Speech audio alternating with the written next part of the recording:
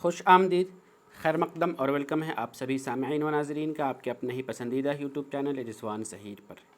आप सबों के लिए आज की इस वीडियो में हाजिर हुआ हूँ मानू रेगुलर मोड एडमिशन सेशन 2022 के रिज़ल्ट के बारे में।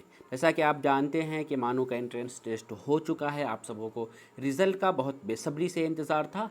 तो फाइनली यूनिवर्सिटी ने एंट्रेंस टेस्ट का रिज़ल्ट डिक्लेयर करना शुरू कर दिया है। तो मैं आपको इस वीडियो में पूरी ये बताऊंगा कि रिज़ल्ट कैसे आप चेक करेंगे, साथ ही रिज़ल्ट में जिन लोगों का नाम आ रहा है, जिन लोगों का रैंक आ रहा है, उनके लिए काउंसलिंग का डेट या डॉक्यूमेंट वेरिफिकेशन का डेट क्या क्या होगा। तो चलिए हम वीडियो शुरू करते हैं। उसके लिए सबसे पहले हम चलते हैं मानू के ऑफिशियल वेबसाइट पर। सिंपल आपको क्या करना है, आपके अपने मोबाइल में कोई भी एक गूगल से ब्राउज़र ओपन कर लेना है। अरे यार कॉल तो ना करे जी। ब्राउज़र आपको ओपन कर लेना है, उसमें आपको लिखना है मानू। जैसे ही आप मानू लिखेंगे आपके स्क्रीन पर फर्स्ट रिज़ल्ट आएगा। ये यहाँ पर आपको स्क्रीन पर ये रिज़ल्ट दिख रहा है, इस पर आपको क्लिक करना है। जैसे ही आप मानू पर क्लिक करेंगे मानू का ऑफिशियल वेबसाइट ओपन होगा। ये साइट पर यहाँ आपको एक पॉपअप मैसेज आ रहा है, इस पॉपअप मैसेज को यहाँ पे कट कर देना है। सिस्टम से या मोबाइल से करें, दोनों में लगभग सेम वैसा ही प्रोसेस होता है। यहाँ पर ये होम पेज ओपन हो गया। इसमें आपको नीचे कई सारी चीज़ें दिखाएंगी, रिसेंट की नोटिफिकेशंस वगैरह यहाँ पर शो होता रहता है। लेकिन आपको जो फुल टाइम नोटिफिकेशन देखने का तरीका वो मैं आपको यहाँ बता रहा हूँ कि यहाँ पर ये 3 लाइन दिखा रहा है आपको। जो लोग सिस्टम से यानी लैपटॉप से साइट ओपन करते हैं तो वहाँ पर उनके इस तरीके से मेनू बार बना होता है। इसमें अलग अलग कॉलम होता है, उसमें अलग अलग ऑप्शंस होते हैं। उसमें से सेकेंड लास्ट में एक आपका ये नोटिफिकेशन का सेक्शन यहाँ पर दिया होता है, नोटिफिकेशन। जस्ट नोटिफिकेशन पर क्लिक करते हैं। जो लोग मोबाइल से कर रहे हैं उनके लिए मैं यहाँ पर दिखा रहा हूँ कि ये 3 लाइन है, इस 3 लाइन पर क्लिक करना है। फिर यहाँ पर नीचे कई सारे ऑप्शंस आ जाएंगे, उनमें से आपको नीचे आना है स्वाइप करके। ये एक नोटिफिकेशन का मैसेज दिखा रहा है, जस्ट हम नोटिफिकेशन पर क्लिक करेंगे। जैसे ही नोटिफिकेशन पर क्लिक करेंगे तो मानू का जो भी रिसेंट नोटिफिकेशन है वो सारा नोटिफिकेशन यहाँ पर आ जाएगा। ये इसमें भी हम नीचे आते हैं और चेक करते हैं। ये देखिए आपको ऊपर ही यहाँ पर ये लिखा हुआ दिखाई दे रहा है, क्या, एंट्रेंस टेस्ट रिज़ल्ट 2022। ये 20 जुलाई का अपडेट है। जस्ट आपको एंट्रेंस टेस्ट रिज़ल्ट पर क्लिक करना है। रिज़ल्ट पर क्लिक करने के बाद आपको मानू के एंट्रेंस टेस्ट का जो भी सब्जेक्ट है सभी सब्जेक्ट रिजल्ट यहाँ पर शो होने लगेगा। यहाँ पर ये देखिए एंट्रेंस टेस्ट रिजल्ट 2022 दिखा रहा है। इस 22 में आपको पीएचडी सभी सब्जेक्ट का ऑलरेडी आ चुका है, तो यहाँ पर पीएचडी का नीचे दिखा रहा है। और आज जो अपलोड हुआ है वो आपका एमएड और फिर डीएलएड का अपलोड हुआ है। तो मैं यहाँ पर चलिए डीएलएड वाले को ओपन करता हूँ और आपको दिखाता हूँ कि कैसे आप इसे देख सकते हैं। जैसे ही मैंने डीएलएड वाले को ओपन किया तो ये आप देखिए 20 जुलाई का नोटिफिकेशन है, रिजल्ट नोटिफिकेशन लिखा हुआ है, ये आपका नोटिफिकेशन नंबर है। ये वेबसाइट से पीडीएफ डाउनलोड हुआ। इसमें सिंपल सबसे पहले क्या लिखा है, entrance test result of diploma in elementary, यानी डीएलएड का रिजल्ट का क्या है, डीएलएड का ये रिजल्ट है। इसमें आपको 3 चीज़ें देखनी हुई है कि आपका हॉल टिकट नंबर दिया हुआ, एप्लीकेशन नंबर और एंट्रेंस टेस्ट रैंक। मतलब कि आप इसे चेक करेंगे तो आपका एडमिट कार्ड जो आया था उसमें आपका हॉल टिकट नंबर था, या जिससे आपने फॉर्म अप्लाई किया था तो वहाँ पर आपका एप्लीकेशन नंबर आया होगा। ये दोनों में से किसी से भी आप चेक कर सकते हैं। उसके बाद यहाँ पे एंट्रेंस टेस्ट का रैंक यहाँ दिया हुआ है। ये रैंक का मतलब है कि आपने एंट्रेंस टेस्ट में जितने लोग एग्ज़ाम में अपेयर हुए थे, जो लोग भी एग्ज़ाम में बैठे थे, उन सभी में से आपका कौन सा रैंक है, फर्स्ट सेकेंड 1 2 3 4 5। और यहाँ पर इस लिस्ट में एग्ज़ाम में जितने भी स्टूडेंट बैठे थे उन सभी का नाम है। मतलब कि अगर एग्ज़ाम में मान लेते यहाँ पर देख लीजिए कितना 1345, तो हम ये समझें कि एंट्रेंस टेस्ट में डीएलएड के लिए मानू में 1345 कैंडिडेट एग्ज़ाम में बैठे थे, उन सभी का ये रैंक आया है। लेकिन अब इसमें से क्या माने कि जिन लोगों का इसमें नाम है सबका सिलेक्शन हो जाएगा, तो जी नहीं, ऐसा बिल्कुल भी मुमकिन नहीं है, क्योंकि डीएलएड में सीट 125 है।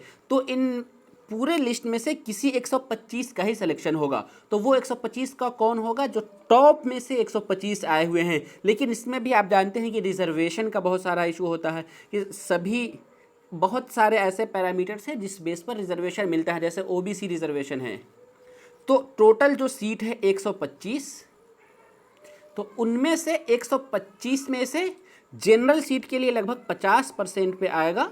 मतलब कि 125 में से हम फर्स्ट लिस्ट में चेक करने देखने करें तो 60 के आसपास ऐसे कैंडिडेट होंगे जिनका जो जनरल लिस्ट से नाम आएगा। बाकी उसके बाद इस 125 में से 27% ये ओबीसी के लिए रिजर्व हो जाता है, 10% ये ईडब्ल्यूएस के लिए हो जाता है, और इसी तरह एससी और एसटी के लिए, इन दोनों के लिए 22% रिजर्वेशन है। 22.5%, एक का 15 है और दूसरा का 7.5 है। तो इन सभी जो भी रिजर्वेशन का पॉलिसी है उन सभी का अलग अलग रिजर्व कोटा है। तो जो जिस कैटेगरी का स्टूडेंट है उसका उसी बेस पर सिलेक्शन होगा।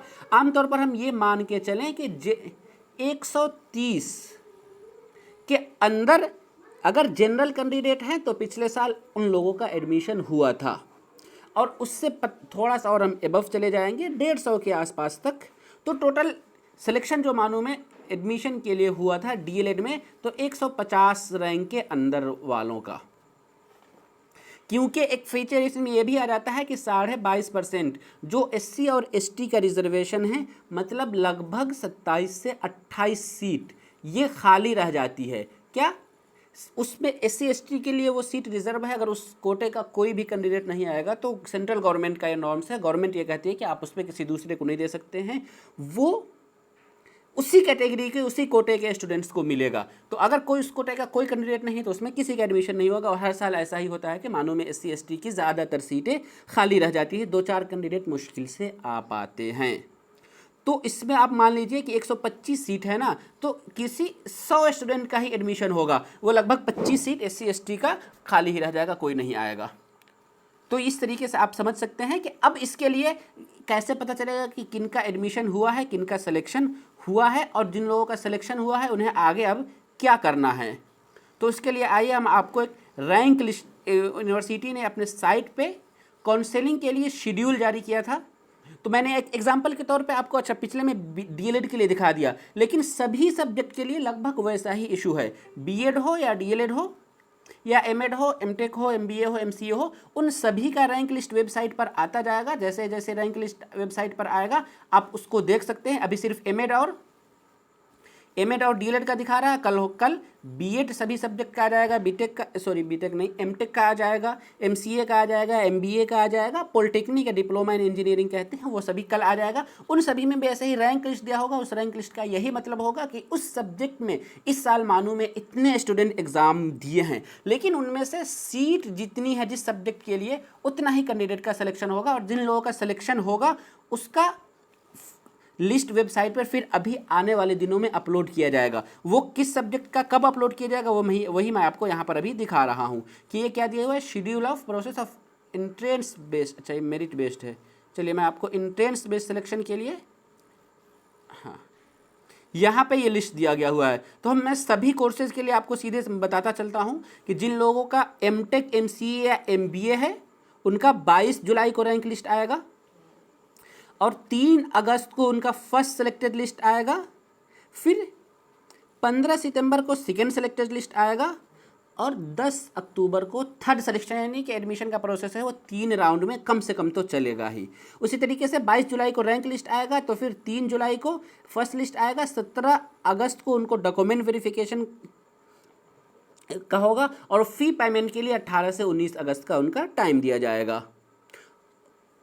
उसी तरीके से सेकेंड में 15 सितंबर को फर्स्ट लिस्ट सेकेंड लिस्ट आएगा, 22 सितंबर को डॉक्यूमेंट वेरिफिकेशन होगा, 23 से 24 सितंबर को फ़ी पेमेंट करने का एमटेक के लिए है। उसी तरीके से डिप्लोमा इन इंजीनियरिंग या पॉलिटेक्निक के लिए है, उनका 22 जुलाई को रैंक लिस्ट आएगा, 4 अगस्त को फर्स्ट लिस्ट आएगा, 18 से 19 के बीच में उनका डॉक्यूमेंट वेरिफिकेशन होगा, 19 से 21 को उनको फ़ी पेमेंट करना होगा। सेकेंड लिस्ट 16 सितंबर को आएगा, 23 से 24 में उनका डॉक्यूमेंट वेरिफिकेशन होगा, 25 से 26 में उनको फ़ी पेमेंट करना होगा। उसी तरीके से ये आगे भी चला गया हुआ है। उसी तरीके से अगर हम चेक करेंगे डीएलएड के लिए, तो डीएलएड में भी 20 जुलाई यानी आज का डेट दे हो तो एंट्रेंस टेस्ट रिजल्ट के लिए डिक्लेरेशन के लिए, तो आज रिजल्ट डिक्लेयर हो गया है जो भी मैं आपको दिखाया। अब इनका 23 जुलाई को फर्स्ट लिस्ट आएगा, 29 जुलाई का इनका डॉक्यूमेंट वेरीफाई किया जाएगा, और 30 से 31 के बीच में इनको फ़ी पेमेंट करने का डेट है। उसी तरीके से अब फिर इसके बाद फर्स्ट लिस्ट में जितने लोगों का नाम आएगा उनमें से जो सीटें बचेंगी उसके लिए फिर सेकेंड राउंड का काउंसिलिंग होगा और सेकेंड लिस्ट 5 अगस्त को आएगा।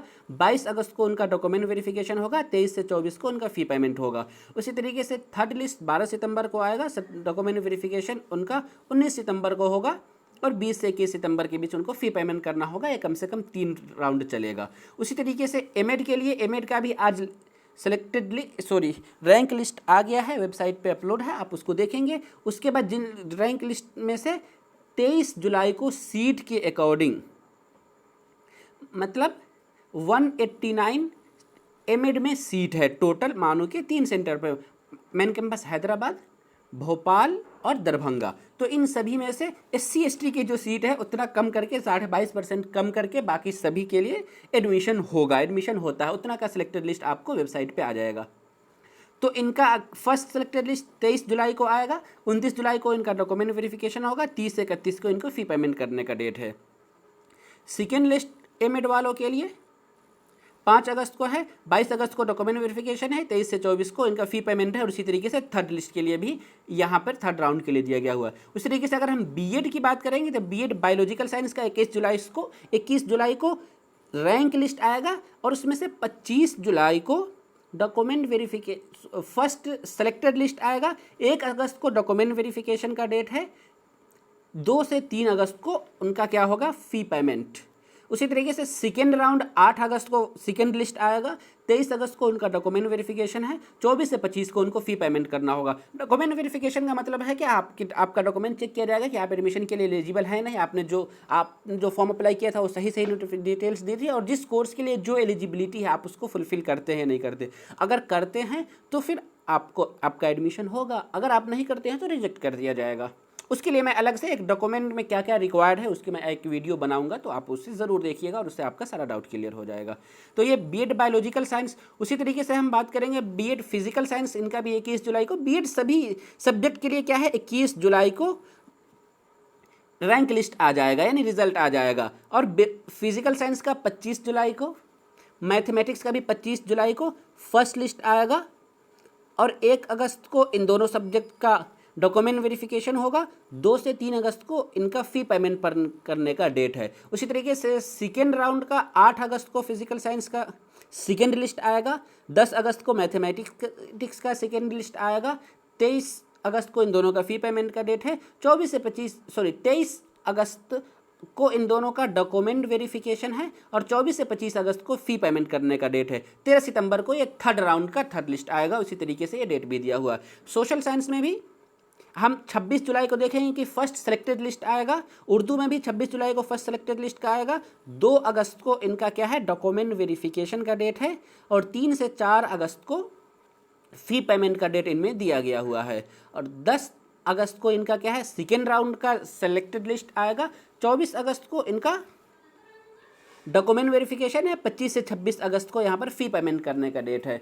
उसी तरीके से थर्ड राउंड का ये शेड्यूल दिया हुआ, आप इसका एक स्क्रीनशॉट ले लीजिए और आपका जो सब्जेक्ट है उस सब्जेक्ट के रिगार्डिंग अवेयर रहिए। तो इस वीडियो में यही बताना था कि रिज़ल्ट आ चुका है, साथ ही काउंसलिंग किस सब्जेक्ट के लिए, किस कोर्स के लिए, किस डेट पर होगा और कैसे आपको रिज़ल्ट चेक करना है वो भी आपको इस लिस्ट में दिखाया गया। उम्मीद करता हूँ कि आपको ये वीडियो पसंद आया हो। अगर वीडियो पसंद आया हो तो वीडियो को लाइक कीजिए और आप नए हैं, अभी तक आपने रिजवान ज़हीर यूट्यूब चैनल को सब्सक्राइब नहीं किया तो ज़रूर चैनल को सब्सक्राइब कीजिए और बेल आइकन को भी प्रेस कर दीजिए ताकि हमारी सभी वीडियो का नोटिफिकेशन आपको मिलती रहे। हम फिर मिलेंगे आप सबों से इसी तरीके की अगली वीडियो में, तब तक के लिए शुक्रिया। अल्लाह हाफिज़, शब बखैर।